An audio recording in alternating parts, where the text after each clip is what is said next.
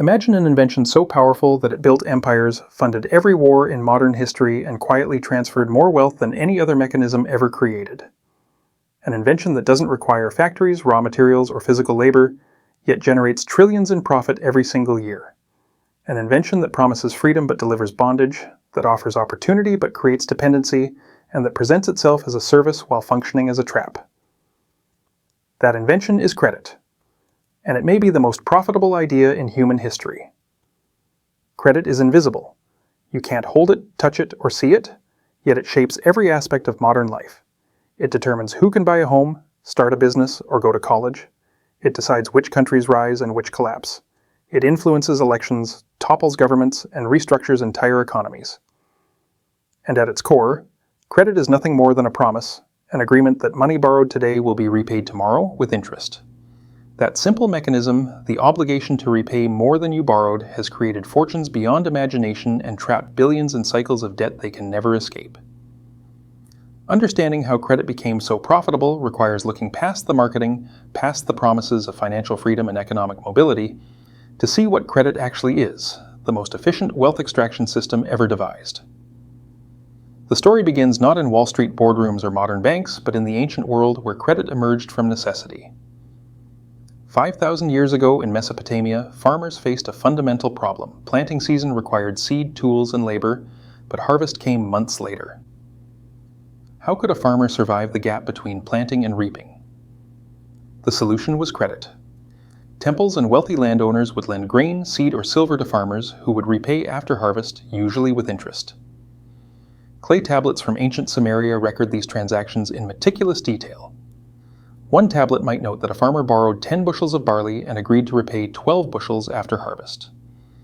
That extra 2 bushels was interest, compensation to the lender for risk, and delayed gratification. This early form of credit served a genuine purpose. It allowed agricultural communities to function despite the seasonal nature of farming. But it also introduced something darker: the possibility of permanent debt. If the harvest failed, if drought or pests destroyed the crops, the farmer couldn't repay. The debt rolled over to the next season with additional interest.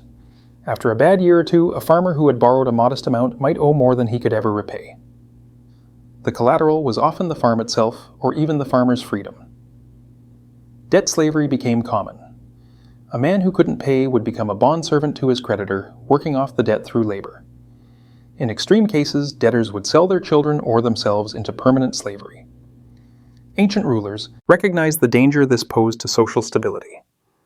Kings in Mesopotamia, Egypt, and later Greece periodically declared debt jubilees, wiping out all debts and freeing debt slaves. These weren't acts of charity, but political necessity. When too many citizens became enslaved by debt, they couldn't serve in the army, pay taxes, or contribute to the economy. The system risked collapse. So rulers would reset it, canceling debts and restoring a measure of balance. The Bible's concept of the Jubilee year, occurring every 50 years and requiring debt forgiveness and the return of ancestral land, comes directly from this tradition. Even in the ancient world, societies understood that unchecked credit could destroy social cohesion. But the profit potential of lending was too attractive to abandon. As civilizations became more complex and trade expanded, credit evolved from a seasonal farming tool into the foundation of commerce. Merchants in ancient Rome borrowed money to finance trading expeditions. They'd take out loans to purchase goods in one port, sail to another, sell at a profit, and repay the loan with interest. If the voyage succeeded, everyone profited. If the ship sank or pirates attacked, the merchant lost everything and the creditor lost the loan. This risk made lenders cautious and interest rates high. Roman law allowed interest rates up to 12% annually, though in practice, rates often exceeded that, especially for risky ventures. The Roman Empire's expansion was financed substantially through credit. Wealthy patricians lent money to the state to fund military campaigns, expecting repayment through the spoils of conquest and future tax revenues. Soldiers were often paid in promises, IOUs that would be redeemed later. The entire imperial system ran on layers of debt and obligation, and as with earlier civilizations, when the debts became unpayable, the system cracked. By the 3rd and 4th centuries, the empire was drowning in obligations it couldn't meet. Debasement of currency, inflation, and eventually collapse followed. Credit had helped build the empire, but it also helped destroy it. The fall of Rome didn't end credit, it just transformed it. In medieval Europe, the Christian Church officially banned usury, the charging of interest on loans, based on biblical prohibitions. Lending money at interest was considered a sin, a form of theft because it extracted value without labor. But economic reality doesn't bend to religious doctrine. Trade required credit, and credit required compensation. So the system adapted. Jewish moneylenders, not bound by Christian usury laws, filled the gap, providing loans to Christian borrowers who needed capital. This arrangement was convenient for everyone except the Jews, who became both essential to the economy and targets of resentment. When debtors couldn't or wouldn't repay, religious and ethnic hatred provided a convenient excuse for violence and expulsion. Across medieval Europe, Jewish communities were periodically expelled or massacred, often with the convenient side effect of canceling debts owed to them. Christians, meanwhile, developed creative workarounds to the usury prohibition. They'd structure loans as partnerships or charge fees rather than interest. Italian merchant banks pioneered bills of exchange, financial instruments that allowed money to be transferred between cities while building in profit for the banker. The Medici family of Florence became fabulously wealthy through banking operations that technically didn't charge interest, but generated enormous returns through currency exchanges, transaction fees, and strategic partnerships. By the Renaissance, banking families wielded more power than many kings, financing wars, influencing papal elections, and shaping European politics. The breakthrough that transformed credit from a useful tool into an engine of infinite profit came with the development of fractional reserve banking. The concept is brilliantly simple and outrageously profitable. A goldsmith in 17th century London would accept gold deposits from merchants and issue paper receipts. Those receipts could be traded as money since everyone trusted they could be redeemed for gold. The goldsmith noticed something clever. Most depositors never actually withdrew their gold, it just sat in the vault. So the goldsmith began lending out some of that gold to borrowers, charging interest. He was now earning profit on gold that didn't belong to him, gold that technically could be claimed by depositors at any time. As long as not everyone tried to withdraw simultaneously, the scheme worked perfectly. This was the birth of modern banking. A bank could hold 100 ounces of gold in reserve but issue receipts for 500 ounces, lending out the difference at interest. The receipts functioned as money, expanding the money supply far beyond the actual gold in existence. And every ounce lent out generated interest for the bank. This is fractional reserve banking, and it's how every modern bank operates. They hold a fraction of deposits in reserve and lend out the rest at interest. When you deposit $1,000 in a bank, the bank doesn't keep it in a vault with your name on it. It keeps maybe $100 in reserve and lends out $900 to someone else who might deposit it in another bank, which keeps $90 and lends out $8 and $10, and so on. Through this process, a single deposit multiplies through the system, creating money that didn't exist before. The profit mechanism is extraordinary. The bank pays you perhaps 1% interest on your deposit while charging borrowers 5%, 10%, or even 20% interest on loans. The spread between what they pay depositors and what they charge borrowers is nearly pure profit. And because they're lending out money that doesn't really exist, money created through the fractional reserve system, the returns are astronomical relative to the actual capital at risk. A bank with $100 million in deposits might hold $10 million in reserve and lend out $90 million. If that $90 million earns an average of 7% interest, the bank generates $6.3 million annually. Minus the small amount paid to depositors and operating costs, most of that is profit. And crucially, the bank created that earning capacity not by producing anything of value, but by exploiting the privilege of creating money through lending. The system works as long as confidence holds, as long as depositors don't simultaneously demand their money back. When confidence breaks, you get a bank run, depositors lining up to withdraw funds, and the bank collapsing because the money isn't actually there. History is filled with bank runs and banking panics that destroyed institutions and ruined depositors. The solution, developed over centuries, was deposit insurance and central banks acting as lenders of last resort. Governments guaranteed deposits, assuring people their money was safe even if the bank failed. And central banks stood ready to lend to troubled banks, preventing runs from spreading. These protections stabilized the system, but they also removed consequences for reckless lending. Banks could take enormous risks knowing that if things went wrong, the government would bail them out, privatize the profits, socialize the losses. The pattern has repeated in every major financial crisis of the past century. But the real explosion in credit's profitability came in the 20th century with the invention of consumer credit, and specifically the credit card. For most of history, credit was primarily for businesses, governments, and the wealthy. Ordinary people borrowed occasionally for emergencies or from pawnbrokers at extortionate rates, but systematic consumer lending didn't exist. That changed after World War II. Banks realized that if they could convince ordinary people to borrow for everyday purchases, the profit potential was enormous. The challenge was mechanics. Processing individual loans for small amounts was expensive and inefficient. The credit card solved that problem. The first general-purpose credit card, Diners Club, launched in 1950, allowing members to charge meals at participating restaurants and pay later. Bank AmeriCard, which became Visa, followed in 1958, expanding the concept to a wide range of merchants. The innovation was revolutionary. Instead of applying for a loan each time you wanted to buy something, you had a pre-approved line of credit that you could use anytime, anywhere the card was accepted. Repayment was flexible. You could pay the balance in full or make minimum payments and carry the debt month to month. And if you carried a balance, you paid interest. The interest rates on credit cards were and remain breathtakingly high. While a mortgage might charge 4% or a car loan 6%, credit cards routinely charge 18%, 20%, 25%, even 30% annual interest. The justification is risk. Credit card debt is unsecured, meaning there's no collateral like a house or car that the bank can seize if you don't pay. So higher rates compensate for higher default risk. But the math reveals the real story. Default rates on credit cards typically run around 3–4%. Even accounting for defaults and operating costs, the profit margins are enormous. Banks make money on interchange fees, merchants pay every time you swipe, annual fees, late fees, over-limit fees, and most of all, interest on balances carried month to month. The average American household carrying credit card debt owes around $7,000 and pays roughly $1,000 annually just in interest. Multiply that across tens of millions of households and you're looking at tens of billions in pure profit for credit card companies. And the beauty, from the industry's perspective, is that the system is self-perpetuating. People use credit cards for convenience, then carry a balance when unexpected expenses arise. The balance grows as interest accrues.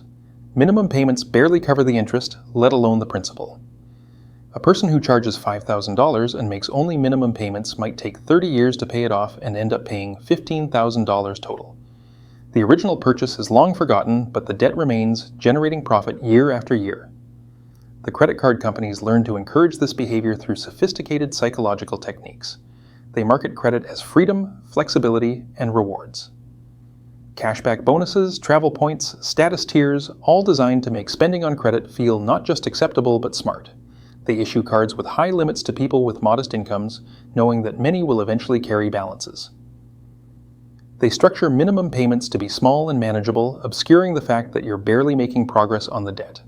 And they lobby aggressively against regulation, fighting restrictions on fees, interest rates, and predatory practices. The result is a population drowning in consumer debt.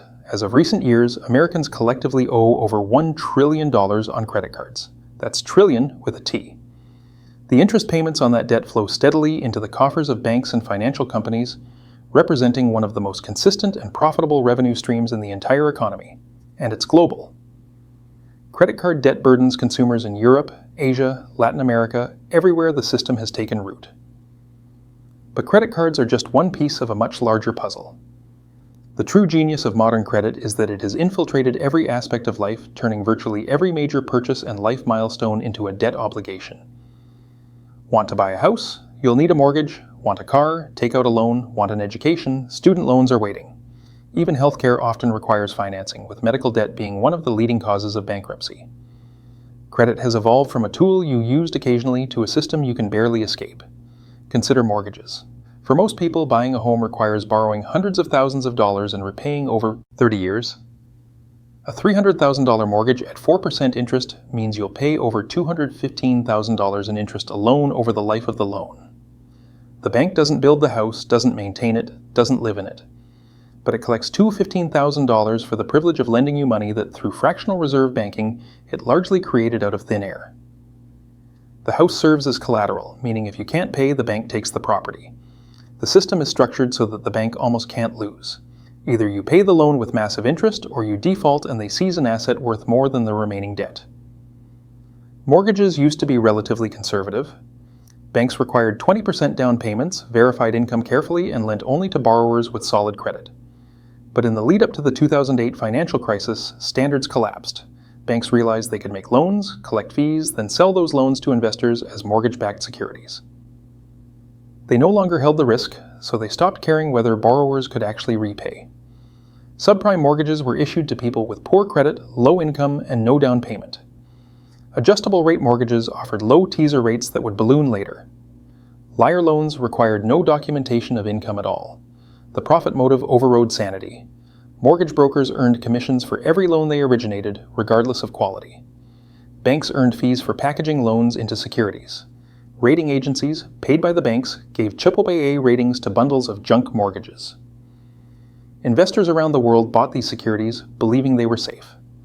When housing prices stopped rising and borrowers started defaulting, the whole structure collapsed. Millions lost their homes, the global financial system nearly imploded, and the banks that caused the crisis were bailed out with taxpayer money while homeowners were left to fend for themselves.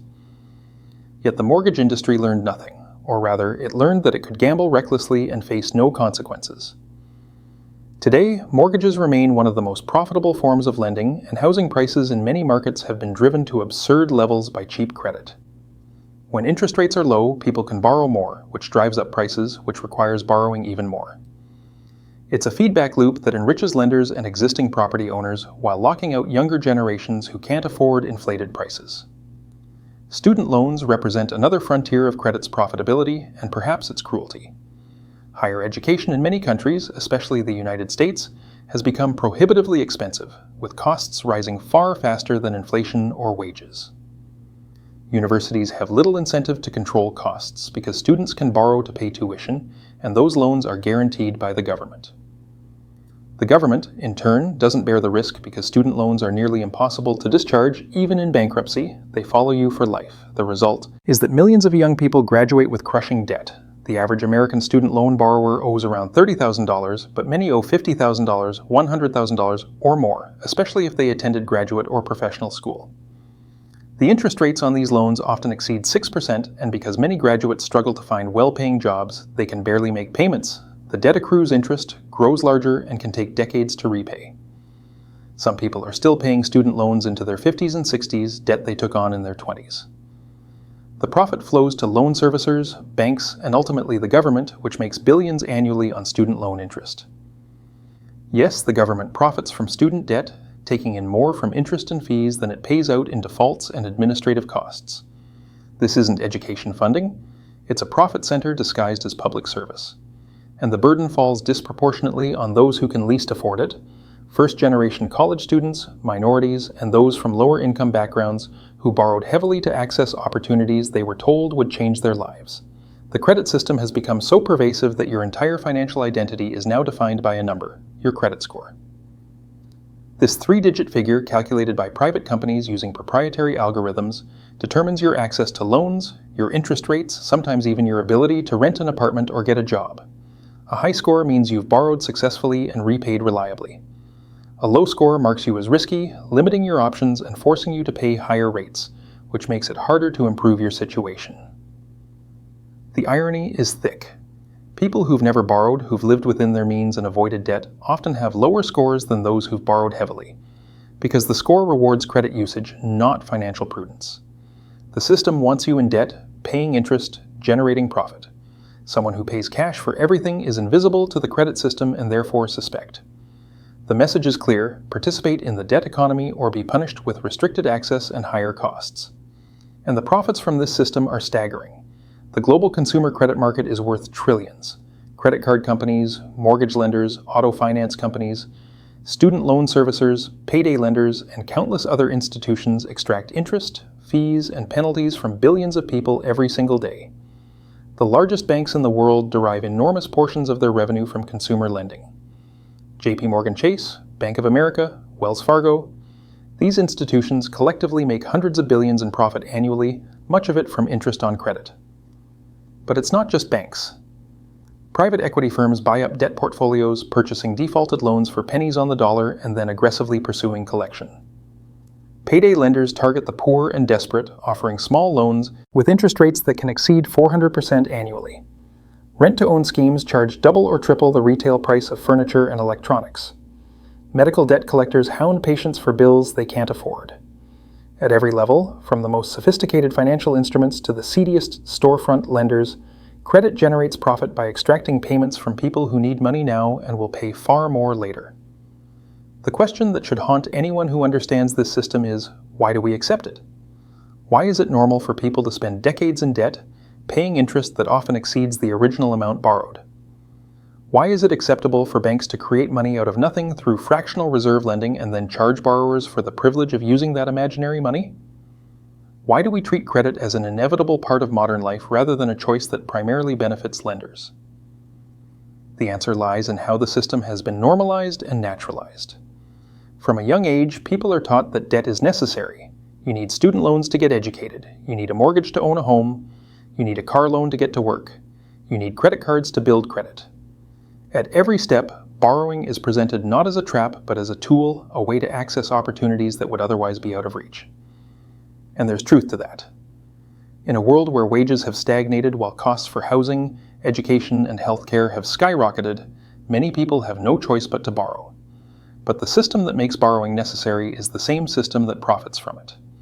Wages are kept low partly because employers know workers can borrow to make up the difference. Housing is expensive partly because cheap credit inflates prices. Education costs so much partly because universities know students can get loans. The debt isn't just a response to inequality, it's a mechanism that perpetuates and deepens it. Those who own capital, who lend money, accumulate wealth through interest. Those who borrow, who pay interest, transfer wealth upward. Over time, this dynamic concentrates wealth and power in the hands of creditors while keeping debtors in cycles they can't escape. History shows that societies overwhelmed by debt eventually face a reckoning. Ancient jubilees, medieval debt revolts, modern debt crises in Argentina, Greece, and countless other nations all represent the breaking point when obligations become unsustainable. The usual response is some combination of default, inflation, or restructuring, all of which involve creditors accepting losses. But in the modern system, creditors have become so powerful and so protected that losses are often transferred to the public through bailouts, austerity, or inflation, while the credit system itself survives intact, ready to start the cycle again.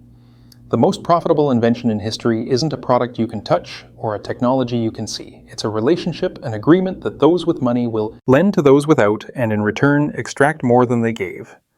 That surplus, that interest, has built fortunes, financed empires, and created a world where debt is as common as air. And the tragedy is that most people never question it. They accept debt as normal, even necessary, without recognizing that the necessity itself is manufactured, that the system is designed not to help them build wealth, but to extract it. Credit can be useful. It can finance productive investments, bridge temporary gaps, and enable transactions that create genuine value. But the modern credit system has long since moved beyond utility into exploitation. It profits not from productive lending, but from trapping people in permanent debt, from charging interest on money that doesn't exist, from structuring society so that borrowing becomes unavoidable. And as long as that structure remains invisible, as long as people see debt as personal failure rather than systemic design, the profits will continue to flow upward. So the next time you swipe a credit card, sign a loan document, or check your credit score, remember that you're not just participating in the economy. You're feeding the most profitable invention in history, a system that has turned the simple act of borrowing into an engine of wealth extraction that has enriched creditors for millennia and shows no sign of slowing down. The question isn't whether credit will continue to profit, it's whether you'll be one of the people paying interest or collecting it. If this gave you a new perspective, hit subscribe. History doesn't repeat, but debt always collects, and the bill is always higher than you think.